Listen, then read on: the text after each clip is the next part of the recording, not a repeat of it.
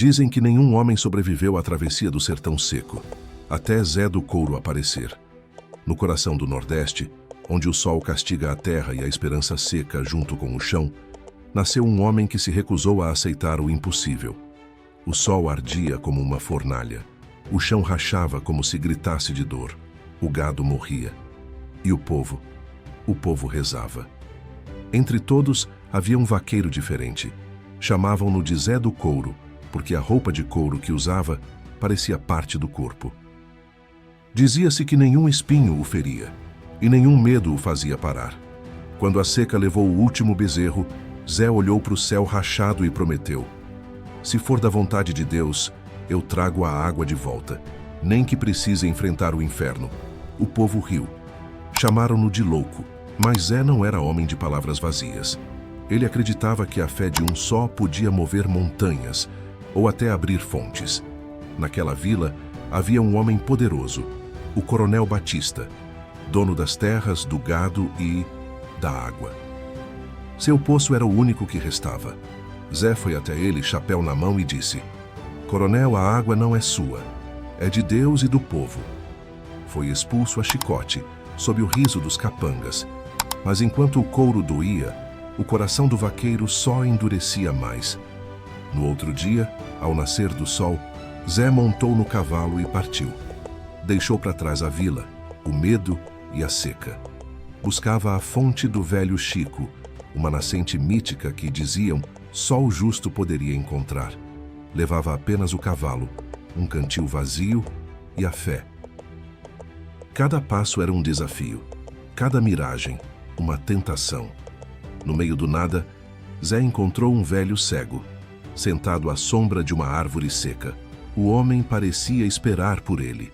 Quem busca água precisa purificar o coração primeiro.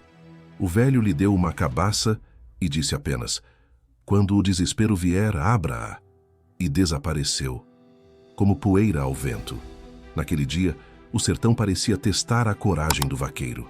Primeiro, uma serpente de areia rastejou diante dele. Tentou fazê-lo desistir. Zé ergueu o chapéu e seguiu. Depois veio o vendaval, que arrancou o couro e quase o derrubou. Mas ele agarrou as rédeas e gritou: pode soprar o quanto quiser, vento danado. Eu não volto atrás. Por fim, a miragem da água, tão real, que até o cavalo quis beber. Mas Zé fechou os olhos e orou. Quando abriu, o deserto estava de volta. Ele sorriu. A fé é o que me mata e o que me salva. 3 dias depois, exausto, Zé caiu de joelhos.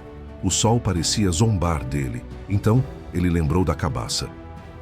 Zé a enterrou na areia e disse: se for da vontade de Deus, que brote vida onde há morte. A terra tremeu, e um fio de água brotou do chão seco. Pequeno, mas vivo, Zé chorou, e as lágrimas se misturaram à nascente. Zé voltou à vila com o cavalo enlameado e o olhar sereno. Achei a fonte, disse apenas. O povo correu atrás dele até o novo rio, água fresca, pura, cantando entre as pedras. O Coronel Batista ajoelhou-se diante dele. Perdoe-me, vaqueiro. Eu fui cego pela ganância.